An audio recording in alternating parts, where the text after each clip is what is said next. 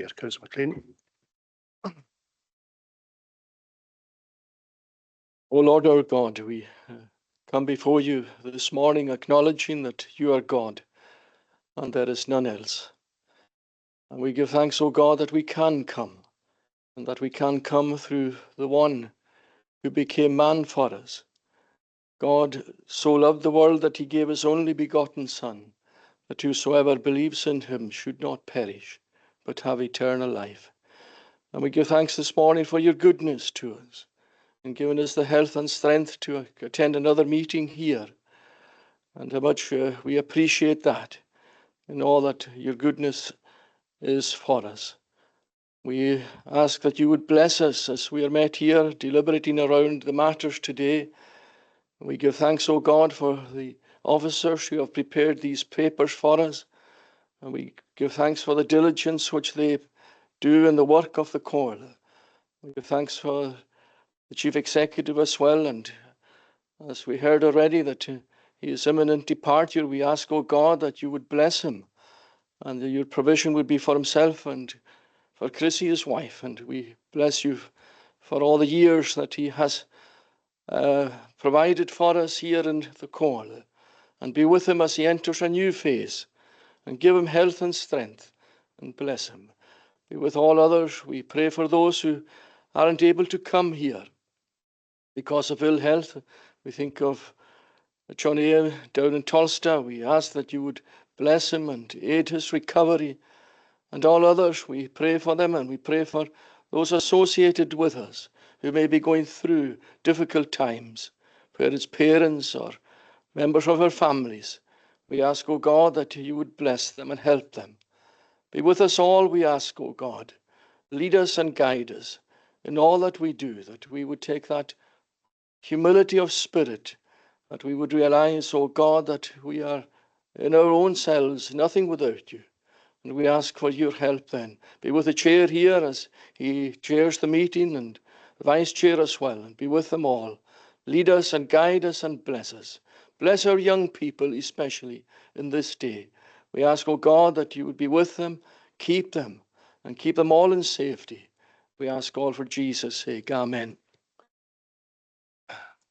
Thank you, Councillor McLean, and it's good to have you back as well, and we wish you continued recovery following your own surgery. And as mentioned in prayer, we wish Councillor Johnny McKeever continued recovery as well following his major surgery. It's not often we have two members of the same committee having had surgery in a short period of time, so welcome back, Carl.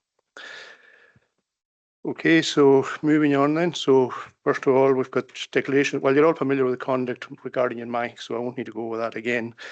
Regarding declarations of interest, members are asked to leave the chamber or end their call remotely. Item 19 is going to be considered in private at the end of the meeting. And finally, a reminder that the meeting has been recorded and will be made available on the Comhairle's website following this meeting. Moving on to our agenda then.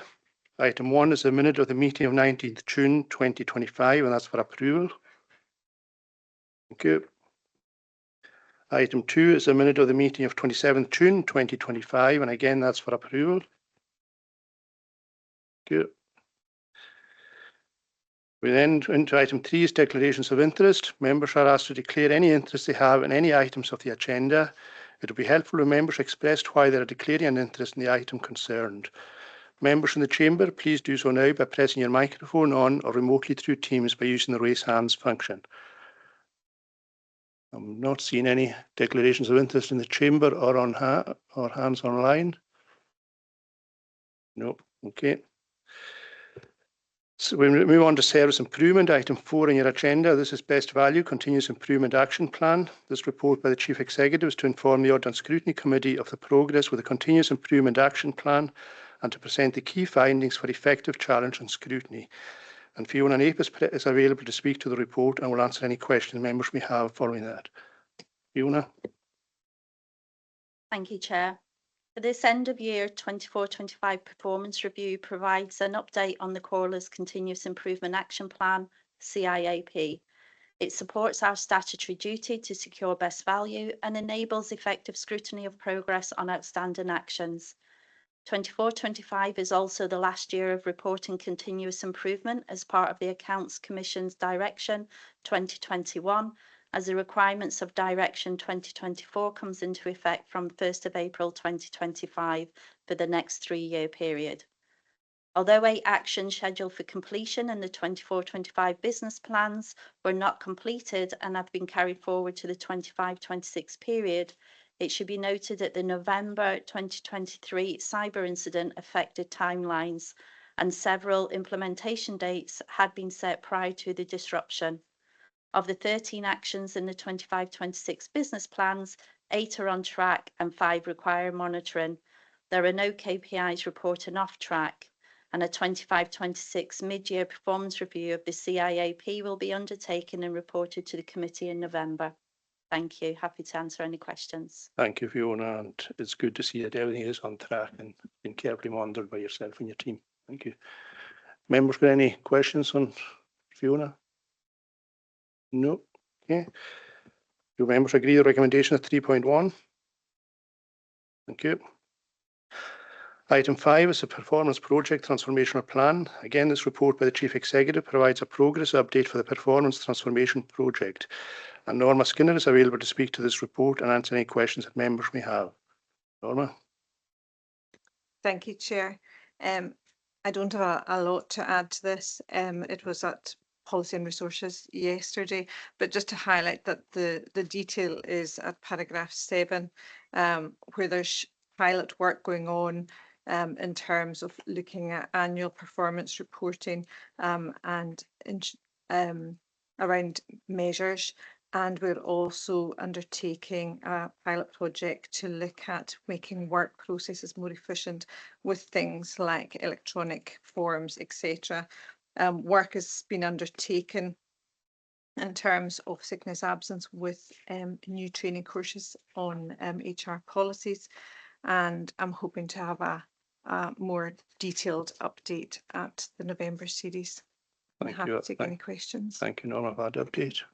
Members got any questions for Ms. Skinner? No. Okay. Members agreed to note the work undertaken by the performance project to date. Yep, thank you. We now move on to item 6, which is risk management. And again, this report came to PNR yesterday. This report by the Chief Executive seeks approval for the Strategic Risk Register, and Rebecca MacLeod is online to speak to the report and answer the members' questions. Rebecca. Hi, thank you, Chair. I don't have anything to add to this report. Our latest Strategic Risk Register, we've got 15 identified active risks. You can see the profile of these in Appendix 1, and Appendix 2 gives the detail of the risks themselves. I'm happy to take any questions. Thank you, Rebecca. Members got any questions on the risk plan? No. Okay. Members agree to approve the Strategic Risk Register at Appendix 2. Thank you. Moving on to item 7, Corporate Business Continuity Plan. Again, this report by the Chief Executive seeks approval for the Corporate Business Continuity Plan. And again, we have Rebecca MacLeod available to speak to this report and answer any questions. Rebecca. Thank you. So this is the latest update of our Corporate Business Continuity Plan. The main body of the plan is appended to the report, but further detail is held on a SharePoint page, Business Continuity Management, that corporate management team and elected members have access to. And that page includes things like the critical services priority list for all the council services and the detailed service business continuity plans as well. Happy to take any questions. Thank you, Rebecca. Before I open up for questions, I'll ask the Chief Executive to come in now.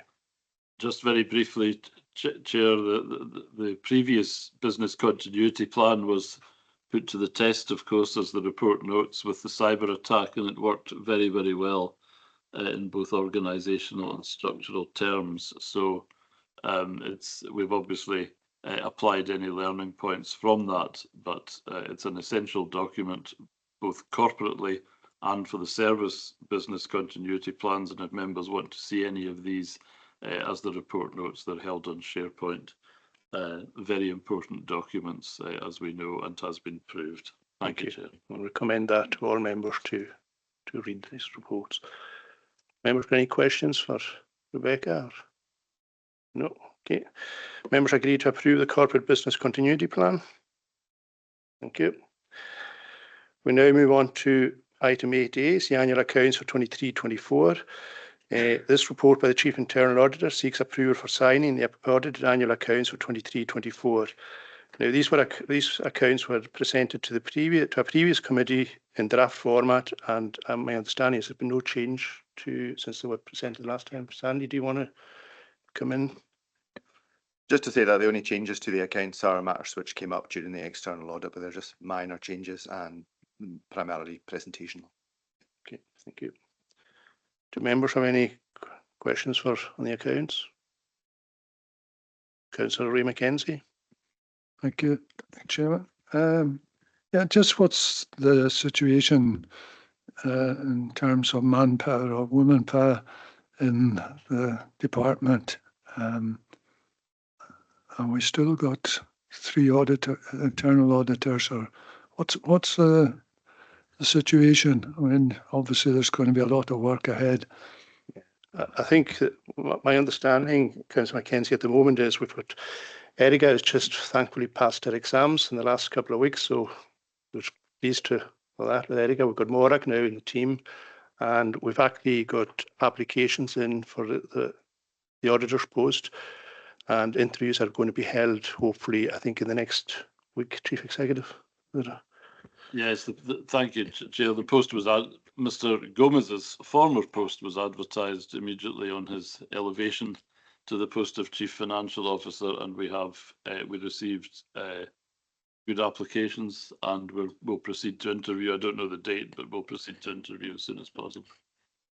Apart from that, we have a full team, which is a very good statement to be able to make. The internal audit sections across all local government are frequently very short of people, and we're very fortunate indeed to have the staffing complement we have. Thank you, Chair.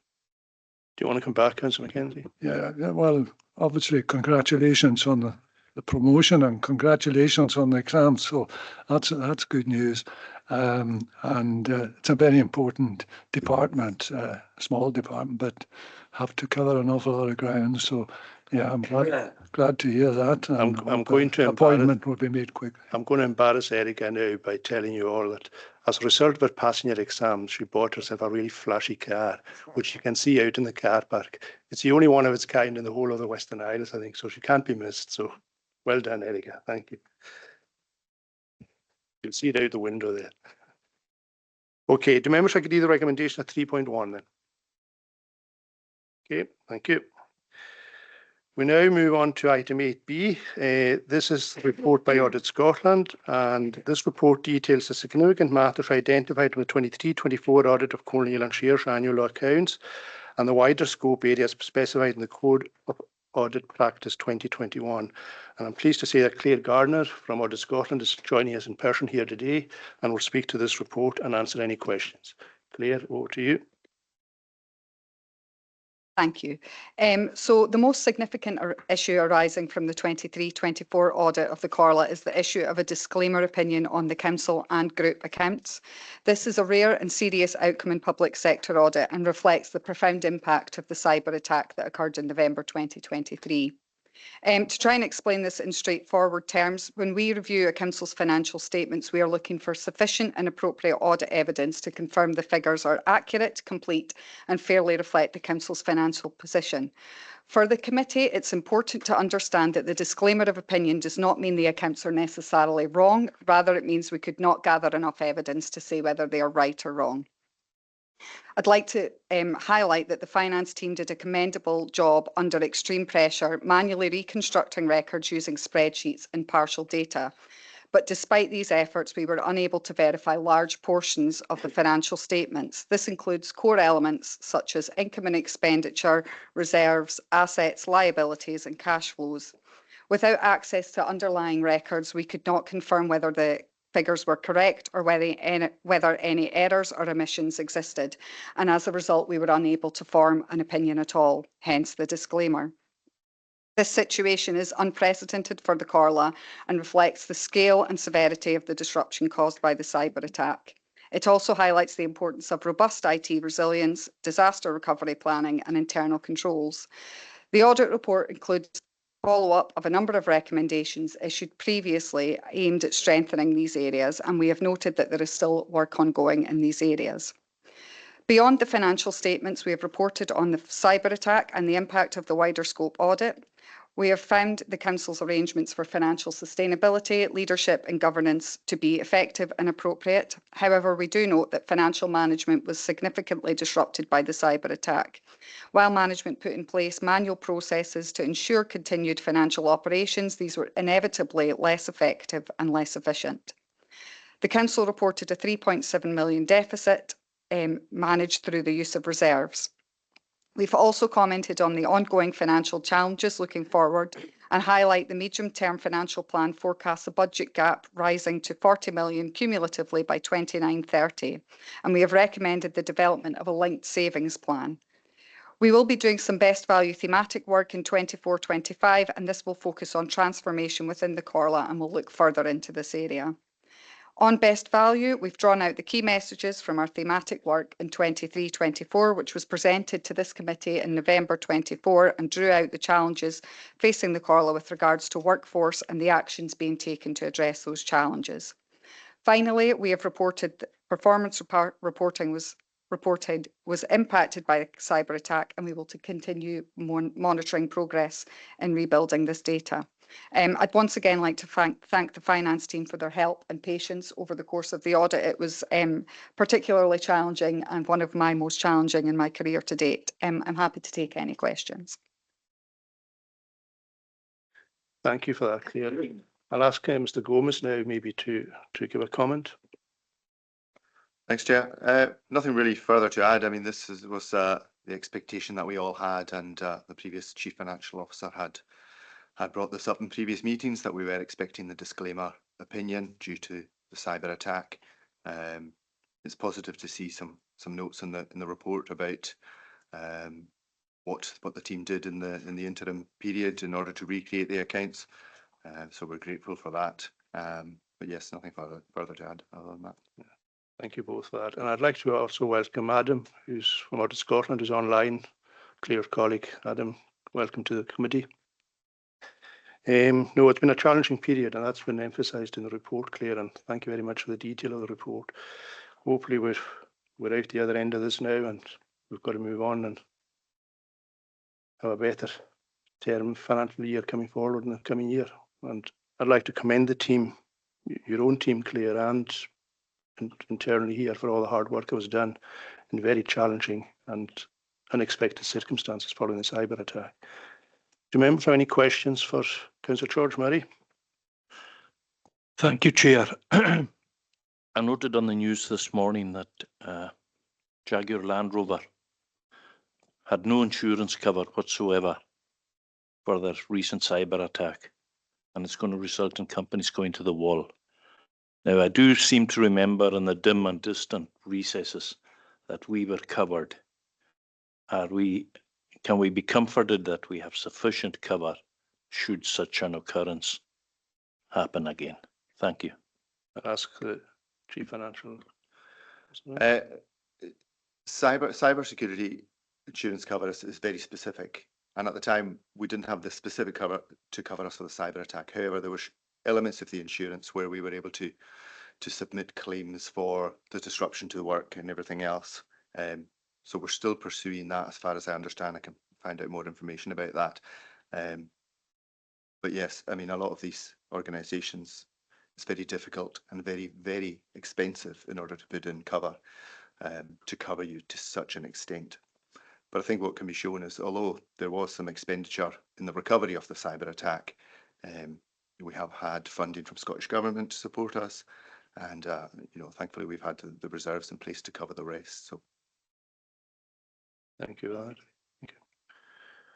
Any other members got any questions? Councillor Colin McLean. Yeah, my gratitude to the department for the work that they've done. It's been a horrible time, actually.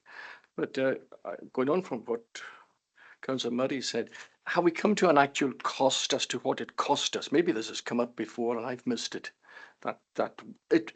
It's come in a cost in personnel and in everything else, but cost-wise, is there any? Thank you, Councillor McLean. I'll ask the Chief Executive to answer that.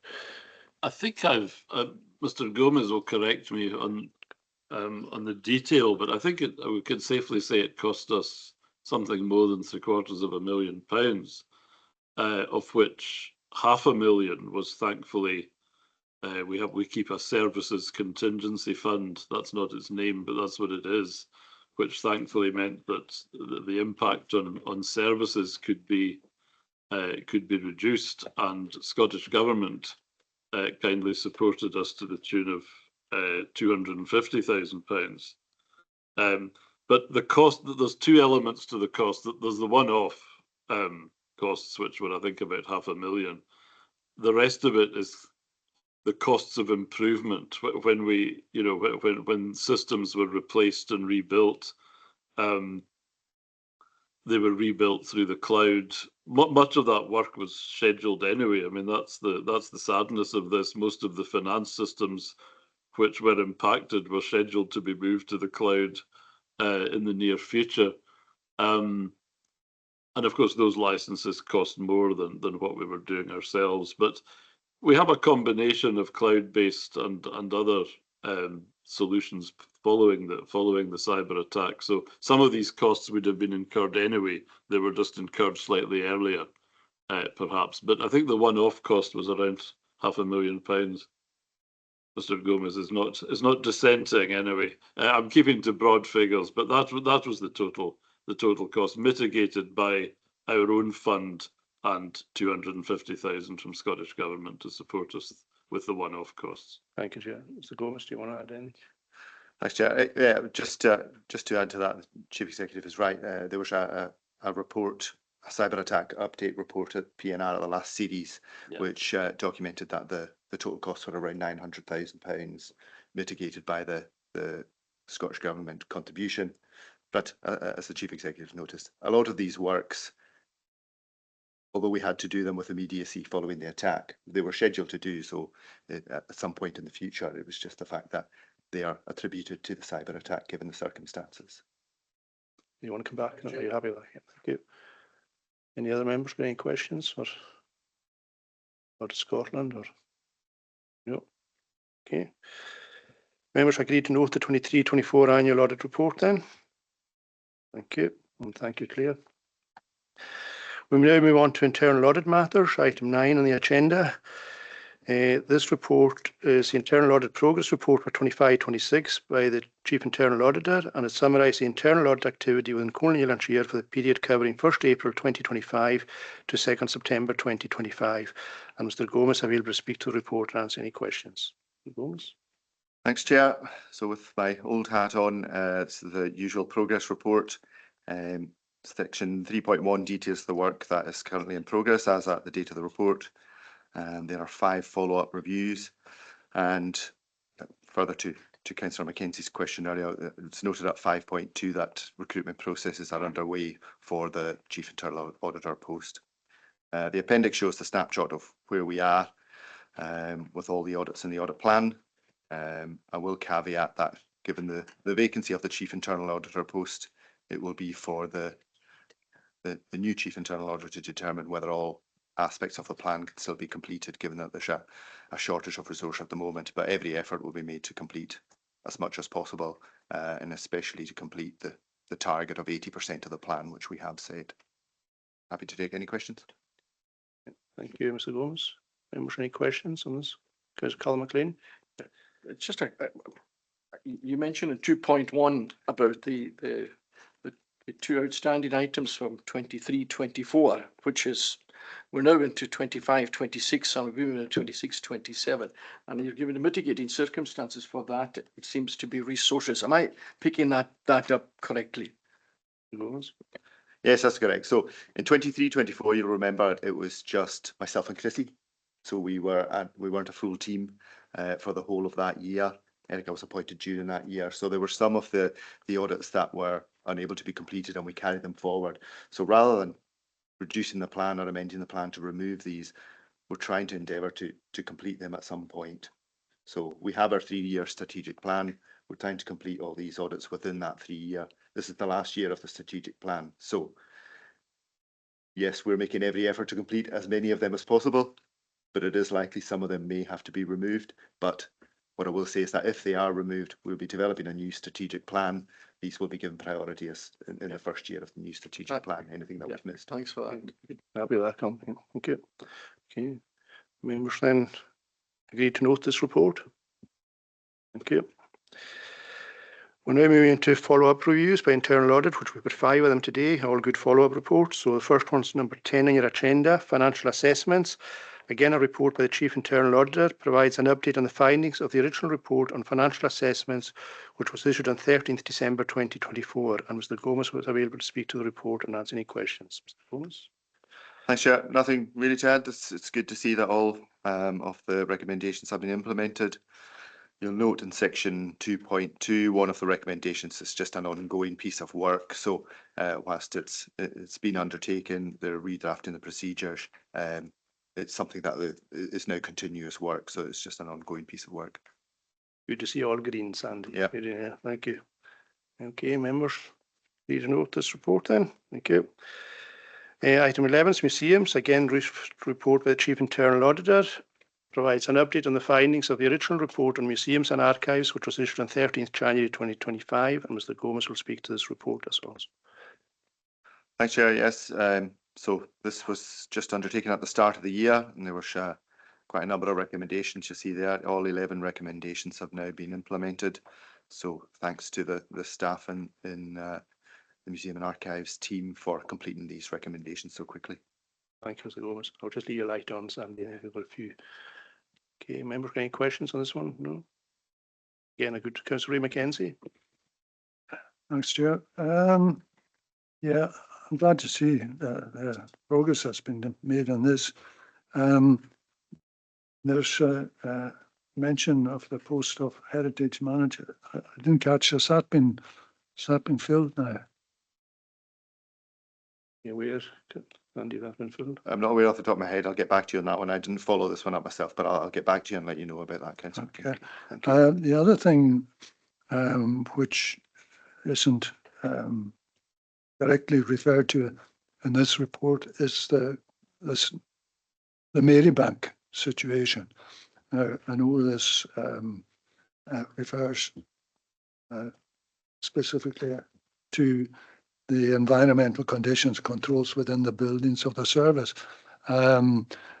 which obviously must include the Marybank situation. I think quite a number of us were out there a few months ago, and you know, there's no environmental conditions there except pouring water and leaking roofs and all the rest of it. So there's a lot of valuable stuff in there, which you know, from the community's point of view, should be, you know, looked after. And I wonder if there's any progress been made on that. And I'll just give one wee story, and that was many years ago at a council meeting. There was a discussion on Garnon and the Garnon buildings, which had just been, you know, left. The last occupant had left, and I can remember a quote from a councillor, and still sticks in my head. It says, "It's just a pile of old stones. Why are we going to spend £10,000 on it?" Well, look at, you know, fortunately the council took the right decision, but look at what we've got, a facility we've got there now, which hopefully, you know, will be there throughout the ages, and, you know, is like the Calney stones. It's a great thing for tourists and public, local public. So I'm concerned about the situation at Marybank, and I don't know if there's any comments at this stage can be made about it. But yeah, I'm not sure there is in this committee today, Councillor Mackenzie, but I'm sure Mr. Gomez can take it up with the relevant officer and come back to you. Yeah, Chief Executive. Yes, Chair, these are more for the service committee, but we'll certainly relay the points, and they can be addressed through the service committee, which would be sustainable development, I think. Thank you. Okay, members agreed to note this report then. Thank you. Item 12, non-domestic rates. Again, this report by the Chief Internal Auditor provides an update on the findings of the original report of the non-domestic rates, which was issued on 17th February 2025. And again, Mr. Gomez, I'll be able to speak to the report. Mr. Gomez. Thanks, Chair. Yes, there were 3 recommendations for this one. You'll note that at section 1.5, one of the recommendations is still read, and this just relates to the rollout of canvassing to confirm that reliefs are being claimed and that they're still applicable. The service is determined to get this recommendation completed, but obviously, given the cyber attack pressures, there is in this section still a lot of work ongoing on rebuilding systems, particularly towards housing benefits, which forms part of this section as well. So focus is on that, but they are determined that this is a recommendation they want to complete, and we'll work with them to make sure that that's done. Thank you. Thank you. Any members? Questions? No? Okay. Members agreed to note the report. Thank you. Item 13, strategic procurement. Again, this report by the Chief Internal Auditor provides an update on the findings of the original report on strategic procurement, which was issued on 16th January 2025. Again, Mr. Gomez will speak to the report and answer any questions. Thanks, Chair. Just one recommendation outstanding, and that's in relation to the procurement policy strategy. It is in draft form, and they're hoping to complete this by October. So we'll follow up with them that this is completed in the next month. And again, this shows the importance of the follow-up reports where the progress has been done since it originally came to committee. So we're doing good work as far as that's concerned. Thank you. Councillor Ray McKenzie. Yeah, so it's me again. Sorry. Yeah, the main recommendation is the procurement steering group has not been meeting.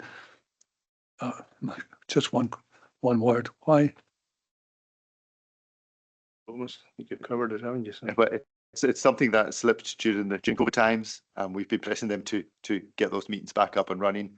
With my new hat on as Chief Financial Officer, I've just been asked to join the procurement steering group as well. So meetings are due to commence, and that'll be back up and running as it used to be. You okay with that, Councillor McKenzie? Yeah. Okay. Okay, members agreed to note the report. Thank you. Item 14, community planning and community engagement. Again, this report by the Chief Internal Auditor provides an update on the findings of the original report on community planning and engagement, which was issued on 10th January 2025. And again, Mr. Gomez will speak to this report and answer any questions. Gomez? Thanks, Chair. A number of these recommendations have been complete. There are still 3 outstanding, but these are longer term recommendations to be able to complete it. The LOIP, I think, is just due to be developed over the next year or 2, so it takes just a considerable amount of time to work with partners to do a lot of these recommendations that are still outstanding. Thank you. I'll ask the Chief Executive to come in and comment on that.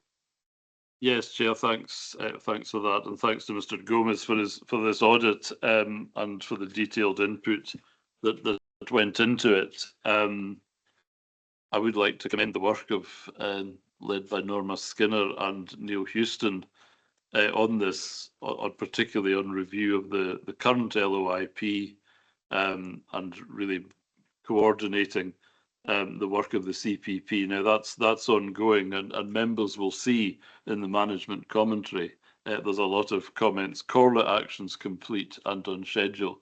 Community planning, although it comes through our audit process, it takes more than 2 to tango with community planning, and others need to step up to the plate. And the management comments, which are noted there, indicate that it will always be partially completed unless the community planning partnership as a whole contributes to the work. The Corla cannot do it all because it's a collaborative exercise. Now, we have had a number of expressions of support for the future work on the LOIP, but that is not entirely dependent on us. We can bring it together, we can coordinate it, we can put in the administration to ensure that it's done, but we can't write it. It's a collaborative, that has to be a collaborative effort, and the report makes that clear. But nevertheless, the progress is very good. The 3 actions that remain partially implemented are, as Mr. Gomez has said, the medium term ones, such as development of the updated LOIP. That's a process that won't be completed by the time of the next Audit and Scrutiny Committee or the one after that, because that goes through the partnership. There will be contributions around the outcomes that collectively are agreed. NHS will have to write a part, HHP will have to write a part, Nature Scott will have to contribute a part. So that will be partly implemented for a while yet, until the partnership and the partners agree the LIP, I think in 2027.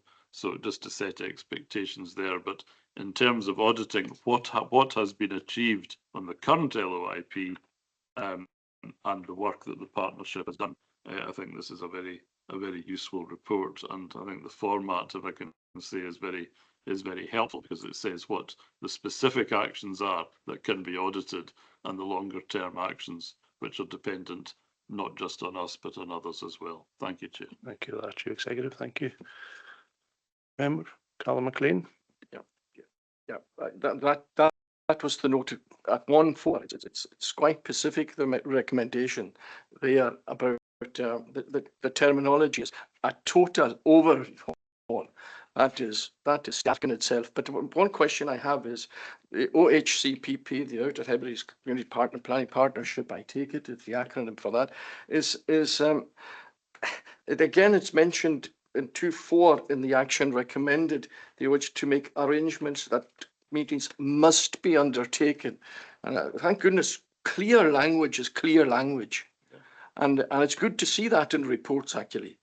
But what I would say is, maybe this isn't the place to mention it, but who is really responsible? There's a responsibility here, surely, for the OHCPP, is there? Well, I'm sure Ms. Gardner can contribute to this one as well. This has been a matter of discussion for ever since community planning was brought about in a statutory form. Suffice to say, the statutory responsibility, which used to sit solely with the local authority, is now by law extended to all partners. So all partners must, and that's why the word must is in there, must contribute to the work of the partnership. As you can see earlier in that in these management comments, they're not contributing very much financially. And hence our contribution has to be tailored accordingly. So the local authority, though, has the responsibility to lead and coordinate the process, and that's what we do. And we arrange the meetings, and you'll see a list of the meetings there. I mean, there have been a number of meetings of the board, of the executive group. Some of these have been cancelled, and these will be because of lack of attendance on occasions. Some will have been cancelled inevitably because of pressing other business.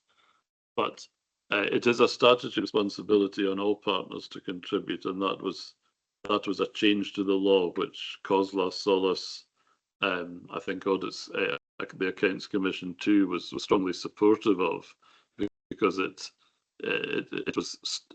was statutory for the local authority, but essentially voluntary for everybody else, and that's probably why community planning hasn't achieved all that it could across Scotland.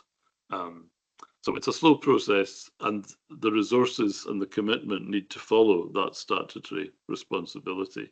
It's all right saying we're responsible, but the local authority has to provide all the staff and make all the running. Now, we have some very active participants, don't get me wrong. Nature Scott have always been a superb contributor, so have Scottish Fire and Rescue Service. But these statutory commitments have to be matched with resource, and that's the point I'm making in this in this paper as well. Otherwise, everything will be partly implemented forever and ever, because no one party can fulfil everything. Yeah, happy with that, Councillor McLean. Yeah, thank you. Councillor Mustafa Hussain. Question to Mr. Gomez. In terms of auditing the LOIP, whose responsibility is that? Is that partners or our responsibility, or and what benchmark do we use for? I mean, I'll ask the Chief Executive. Can you light off Chris McKenzie and if you produce on because I'm interested. The responsibility to produce the LOIP is on the partnership.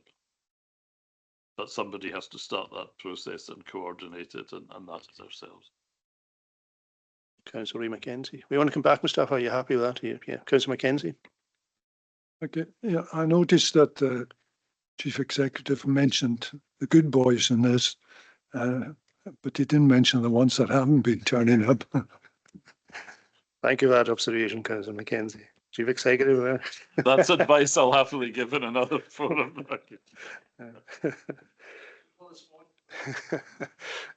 Okay, any other members? Councillor George Murray. Can I just ask, what are the punishments for not participating?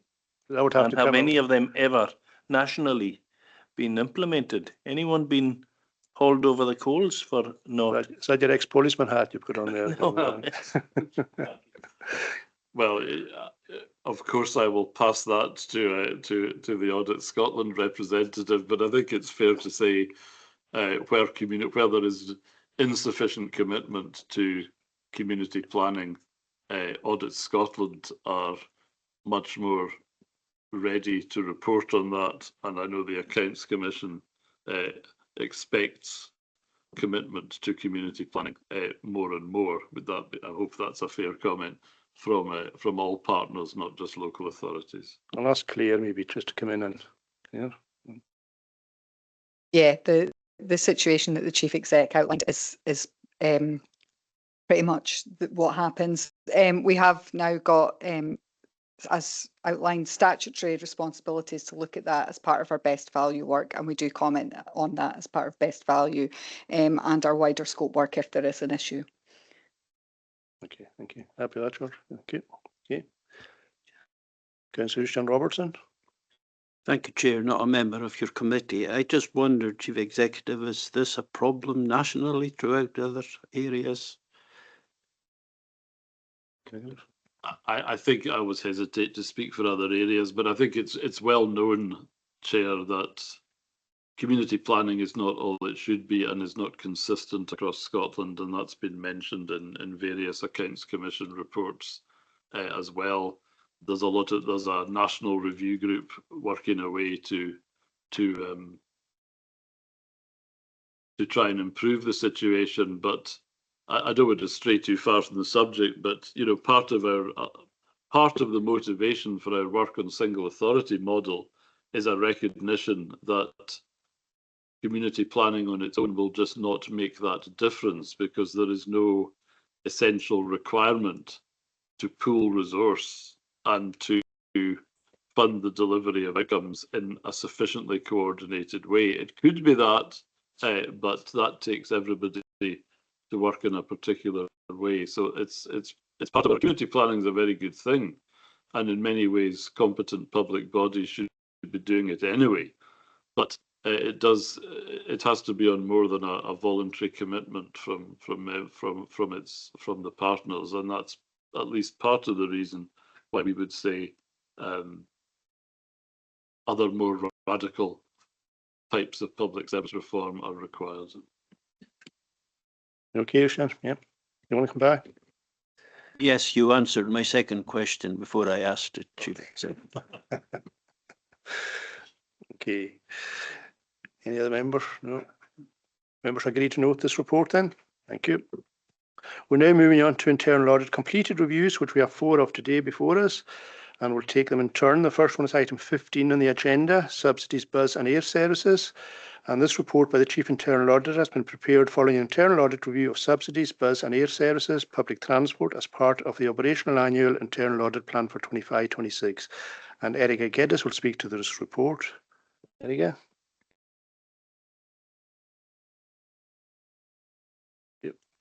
Thank you, Chair. This report has been prepared following the internal audit review of subsidies for bus and air services. Full assurance has been placed on the control environment of the service and no recommendations have been made. Okay. Happy to take any questions. Thank you. I noticed the level of discrepancy too. You mentioned discrepancy of £22.75. I did indeed. That shows how efficient the work of internal audit is. Okay, member, if I could read a note to report, and I'm not seeing any questions for Eric. Yeah, thank you. Moving on now to item 16, is preschool education. Again, this report by the Chief Internal Auditor has been prepared following an internal audit, an audit review of early learning and childcare, ELC, as part of the operational annual internal audit plan for 25-26. And again, Erica Geddes will speak to this report and answer any questions. Erica. Thank you, Chair. Based on the audit work carried out, a substantial level of assurance has been placed upon the control environment of the service. 6 recommendations were made, 2 medium and 4 low.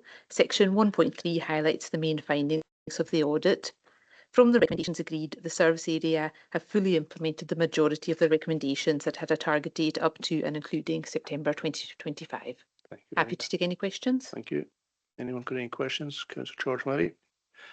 Erica, and I don't know if this is the right forum, but I was reading in papers yesterday that the proposed housing developments in Melbourne West and in Branagh are going to result in a large number of children. And we learned that there are no current vacancies in preschool education at either point or Stornoway Primary. Yeah, None. Councillor Murray, that's really for an education Okay, committee. okay, Yeah, it's not yeah. for, All right, for our thanks, stage. Okay. Any other questions for Councillor Colin McLean? Yes, just a comment on it. And just is in 1, 2, second paragraph. You mentioned that, and we all know this. We hear it in our wards. Is that while the number of available hours for parents has increased due to legislation, would I say would you agree with that? That it was legislation from the Scottish Parliament that increased the hours. These haven't consequently or subsequently to that increased the funding. Am I correct? Yeah, I'll ask the Director, John McLeod, to come in. Thank you, Councillor McLean. That funding was provided through Scottish Government to fund both capital works and revenue to support the expansion from 600 to 1140 hours. So yes, funding was associated with that expansion. You want to come back, Councillor McLean? Yeah. So it's really to do with staffing then requirements if we've got a problem. So McLeod. Staffing, not in terms of finance. No, there's sufficient financial resources available to staff, but it's specific issues of recruitment, particularly in relation to Gaelic fluency in settings that require Gaelic immersive experience for pupils. So we have an audience of staff there that has, in some cases, a high turnover and recruitment on into other posts within the Comhairle sometimes. So we do have turnover in that sector in terms of staffing, and any issues of staffing are not for any kind of financial reasons or under resourcing of the provision. It's more to do with turnover and recruitment, and particularly in relation to Gaelic, and not in every case. It's particular in a few settings where there's been some recent turnover that's hard to recruit to. Sorry, Chair, I'm a wee bit of a this thing here is the paragraph says the budget for staffing enhancements has not seen a corresponding rise. Can you clarify that then? Well, I can't. No, so we have not got an issue in relation to the budget for the staff that we require. Our issue is around recruitment, and I can't answer what the judgment of the audit was. But from my perspective, in terms of responsibility for the service, we don't have a budgetary issue. We have any issues that are there are to do with recruitment rather than budget. See my question. I see your question, but the audit is not mine. I'm sorry, you clarified. I haven't had an identified issue come to me in terms of the resourcing of the budget. It's been more in terms of matters of recruitment, particularly in Gaelic or in qualified posts. Eric, can you answer the question from an audit point of view from Mr. McLean? Yes, this audit was done in May and June, so if it's okay, can I go back to my notes and I'll come back with an email with a response on that? That's right. Just a clarification on it. I thought it was because of no funding. But Donald says we're getting exceptionally good funding from the Scottish Parliament. So there we are. Yeah, leave that with me and I'll come back with a full and detailed response. I don't think we've minted that comment about the exceptional funding. Councillor McLean. That's what I was going to come in on, Chair. But we have adequate resources. Is how I would put it. I wouldn't go as far as to say exceptional. Okay, thank you for that. Any other members got any questions? No. Okay, members agree to note the report. Good, thank you. We move on now to item 17, is the Cleansing Trading Organisation, a report by the Chief Internal Auditor, which has been prepared following an internal audit review of the Cleansing Trading Organisation as part of the operational annual internal audit plan for 25-26. And I'm pleased to say that it's Maura Richardson, the latest addition to the audit team, that's going to speak to this report. And we've also got Diane Campbell present to answer any questions. Maura, go to you. Thank you, Chair. This report has been prepared following an internal audit review of cleaning services. Based on the audit work carried out, a reasonable assurance level can be placed upon the control environment of the service. 7 recommendations were made, 5 medium and 2 low. The concluding remarks can be seen in section 1.3 of the report. Our main findings include unsustainable staffing pressures resulting in a compromise to the level of service, monthly budget monitoring meetings to be reinstated, and mandatory training should be introduced to all employees working in the service. Thank you, Maura. Thank you. Members, any questions? I see you got itchy finger, Councillor McLean. I did see this when I was reading it, and I'm sorry to carry on. Usually Ray's a wee bit in front of me for the button here. I'm surprised he didn't. Very good. You'll follow me up. Yeah. It's quite stark when you say unsustainable staffing pressures resulting in a compromise of the level of service. I have to go back again to say, is it because of the funding, or is it because the staffing that we can't get the staff? And maybe ask the Chief Executive to come in as well. I'll not comment on the availability of staff because I wouldn't know, but I gather it's a service that's increasingly difficult to recruit to. But this is what 18% reduction in your revenue budgets looks like. I mean, we have cut cleaning as far as it can go, and we reviewed it again in the last budget. I think we're in a bit of a transitional period because in addition to the budget issues, there are fewer employees in the building, although these numbers are increasing. But of course, just because you have fewer employees in the building doesn't necessarily mean that the cleaning requirement is any less. But I think we're probably looking at whether the current level is sustainable and whether it can work. It certainly, in my view, cannot go any lower. And I say that a lot about current services. That's the position we're in thus far and no further. You've heard me say that often in this chamber, but this is what budget reductions of that nature look like, unless we are going to, frankly, chop frontline services. And but the auditors report facts and make comments from those facts, and the inference is absolutely right. It will affect the level of service. What the service will have to assess is whether the level of service is affected to a degree we can live with, or whether we have to look at that again.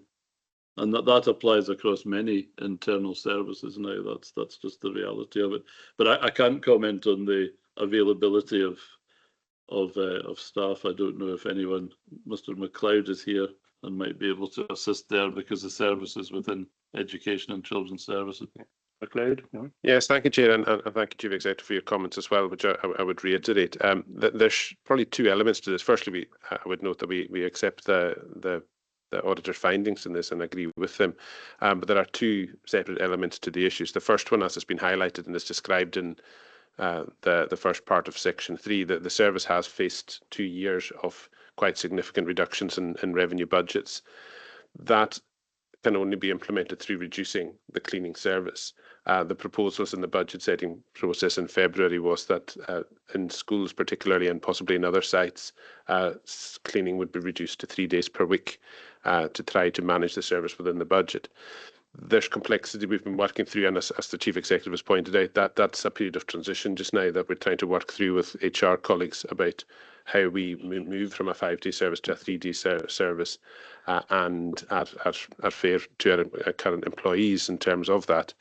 Alongside that, we are trying to manage turnover and vacancies as we move from that 5-day service to a 3-day service to manage the budget, and as such, sometimes vacancies are coming up where we don't need them to be, and that's not always the case. So we're trying to release posts where we can, where we know that we can manage the budget for it, but are sometimes retaining vacancies in the interest of trying to get to that 3-day service.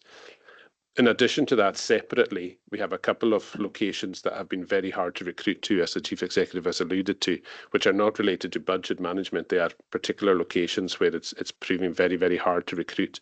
And I have to commend the training operations staff and every step that they take to try to recruit staff to the cleaning roles where we have significant shortages and a heavy reliance on relief staff.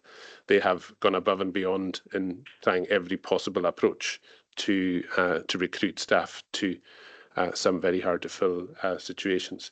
We've also explored working with external private contractors to try and bring in staff to address particular issues where cleaning has been a problem. So we have a two-pronged issue in this service where we're trying to manage a very significant reduction in revenue budget and managing a service that has a few locations where posts are very hard to fill. So I don't know if that answers Councillor McLean's question, but that's the circumstances that we're operating in. Thank you, Mr. McLeod. I'm also going to ask Diane Campbell. I see Diane, the service manager, is online. So Diane, do you have anything to add or any comments to make on this? Thank you, Chair. Yes, good morning to all. Yes, we have been facing challenges over the last 2 years with staff reductions, and also we've lost our assistant TO manager down in Uist. So we have been managing Uist, Barra, Lewis and Harris. So we do welcome this report. We do see there are actions that need to be carried out. We will work with these. We have been approved to have a business admin apprentice to be coming into our office to be able to assist with that, because we did lose someone just before COVID. So that will assist us to be able to go out to do more and to bring these actions into force. So we do have challenges. Like the director said, we do face challenges in recruitment. We have 7 vacant posts in one of our schools, and we only have 1 cleaner within that school. So we're having to address that by bringing in private cleaners. The location is very difficult to fill, and that is happening quite often. We did lose a lot of our staff after COVID. We had a lot of older cleaners that didn't return with us. You know, thankfully they were able to go into retirement, but that did give us challenges with recruitment, and it continues. Thank you for that, Diane. Very challenging situation, obviously. Yeah. Mustafa, Councillor Mustafa Hussain. I don't know if it's relevant, but I mean, some areas seem to be more challenging than others to recruit, and I know we have a situation in Linaclet School that seems to be always difficult to recruit cleaners, and whenever we recruit cleaners, difficult to keep them. Is there an underlying situation there that could be addressed, or? With Diane, do you want to? Yes, that is the school I spoke about, Councillor, with regards to there being 7 vacancies there, and we were left with 2 cleaners for over a year and using relief staff, heavily reliant on relief staff. Recruitment was looking at the children within the school that were able to work over 16. We were looking at externally where we could recruit cleaners. We've changed posts around, looking to make it more attractive for people, to have them working through the day where they're parents and they can't work later on. So we've done as much as we can, and we continue to do that in how to recruit, but it is very difficult given the location, and the staff that we do have, they tend to be in the kitchens for us and then coming into cleaning, so it's difficult. Thank you, Diane. Thank you. Mustafa, you want to come back? I mean, without straying into operational matters, maybe, are there any issues, other deeper issues that may be addressed that may be the cause of causing the difficulties for recruiting there? I have spoken to other organisations, and they're facing the same recruitment within that area, recruitment issues. For instance, FES, we have approached them, they're facing the same kind of recruitment issues. Other local companies that are there, it's just the amount of bodies that are down there and that people are able to work. Thank you. Okay, thank you. Okay, do members agree to note this report then? Councillor Mackenzie, sorry. Yeah, and number one, that's page 10. It mentions about the records being lost in the cyber attack, and it's a general point too, that what actually is being kept on paper, on hard copy, and when is it done? Is it done at the end of the day or the end of the week or whatever? I know this has been looked at, or I'm sure it's been looked at. The other thing is about the cleaning. I would hope that maybe the schools get priority on cleaning. I don't know if that's possible, but I think, you know, if there's a priority list that the schools, and I don't know if it's practical, but it'd be interesting to hear. I certainly feel that that if there's any you know, cutbacks or whatever on cleaning, that at least the schools are kept in the best possible condition. And finally, the point that has been made about the 18% cut. Does that figure that seem to be coming up frequently, does that include ring-fenced money that comes obviously from a lot of sources? I'll ask the Chief Executive maybe just to answer that final point. I'll probably hand that one over to Mr. Gomez. I mean, ring-fenced funding or one-off funding or directed funding comes now and then, generally for specific purposes. What I'm talking about is the overall reduction in the settlement as it affects the Comhairle, and there's there will always be bits and pieces of one-off funding, and they're very welcome and essential indeed. But that's the overall direction. And the thing about directed or one-off or ring-fenced funding is, of course, that it is exactly that. You can only use it for these purposes, whether that's best for our outcomes or not. And of course, it's almost invariably time limited. Well, obviously, we're not going to turn away any extra money that comes just because it's a one-off thing. And what really is important is, you know, how the total funding has come over these years. That is not 18%. I mean, if you take it over the years, whether it's ring-fenced and whatever the circumstances, I mean, it's the overall effect at the end of the day. All I can say, Chair, is these are not my figures. These are Scottish Parliament's and Audit Scotland's figures. Okay, thanks for that. Thank you. Okay, with that, do members agree to note this report then? Sorry, Councillor McKay. Yeah, you're first.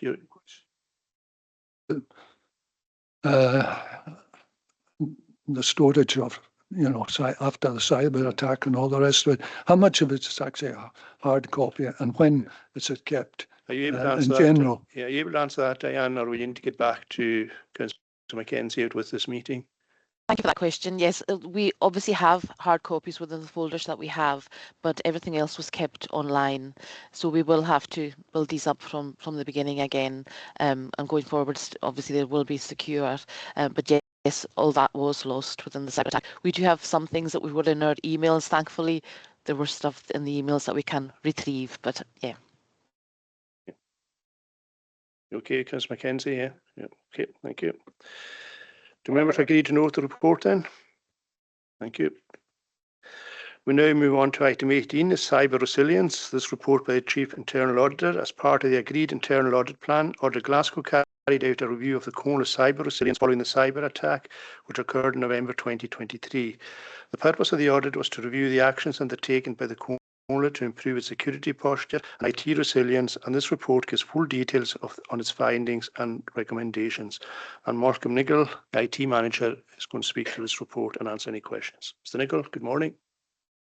Hi, good morning, Chair. Yeah, this particular audit was quite a complex and technical audit compared to previous ones. By all accounts, we did very well with the audit. There was one high rated recommendation and a few mediums.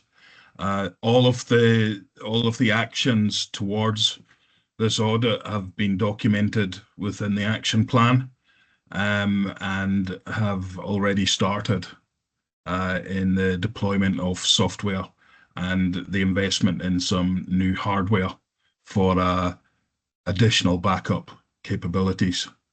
Happy to take any questions around that audit if anyone likes to throw some at me. Thank you, Mr. Nicholl, and it's good that the department have found this external audit from Audit Glasgow beneficial to the team. So that's a good outcome. Councillor Mackenzie. Yeah, that's very good. Can somebody tell me what air gapped is? Yes, air gap's just a fancy term for backups which are completely disconnected from any infrastructure.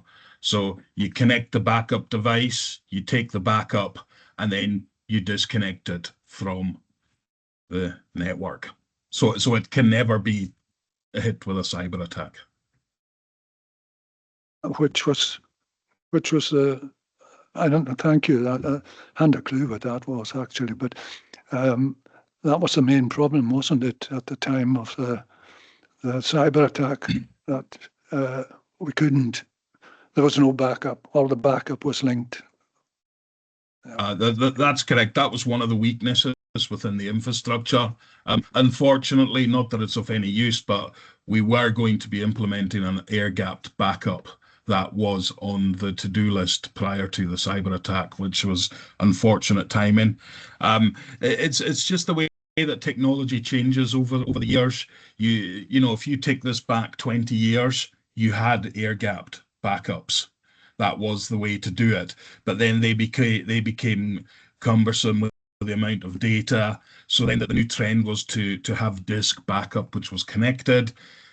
And now we're almost going back on ourselves to this new world of air-gapped backups again. So it's just the nature of the IT industry. Yeah, thank you for that, Mr. Nicholl. Thank you. Okay, thank you. Okay, Councillor George Murray. Thank you, Chair. It was just a brief question to Malcolm. Any progress on the source of the cyber attack or the reasons for it, Malcolm? And very generally asking, not specifics, obviously. Thank you. Thank you, Councillor Murray. Unfortunately, we were unable to determine any indicators of compromise as it's known, and there was very little. There was an initial contact by the people that did it via the ransom note, and that was it. There was no contact with them. It's really the people that I talk to, the professionals within the industry, you know, are sort of scratching their heads, just wondering why. Because there was no follow-up, there was no pressure applied to the council. It just seemed to be just a destruction exercise, and that was it. Okay, thank you, Mr. Nicholl. Thank you. Okay, thank you.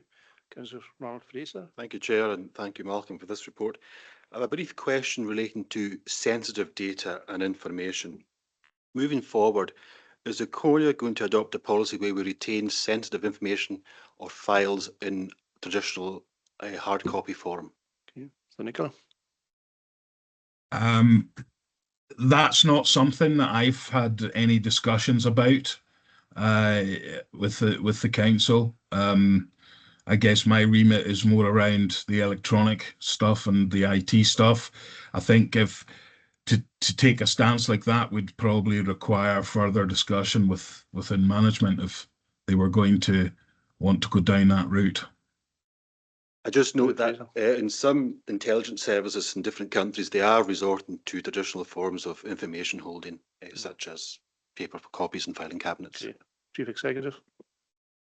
I can't give an answer, but yes, I'm aware, as someone who loves traditional forms of information holding myself, commonly known as paper. I think it's a sensible backup, but that's a personal view. I think it is something we need to discuss, and I have seen it in various articles and professional journals that policies should be developed, not to keep everything, obviously, and that would be impossible and unnecessary, but key documents. But it's very much a discussion issue at the moment. So we'll see where it goes. It will probably come back to management team through Mr. Nicol in due course, and then to this chamber. Thank you. Thank you for the question, Councillor. Thank you. Okay, the reports for noting. Members note the reports. Thank you. Item 19 is in private. Now item 20 is performance monitoring, reports outstanding, and these are for noting. And the next scheduled meeting of the committee will be on the 27th of November 2025. We'll now go into private. I'll just give a couple of minutes for the sure we are in private.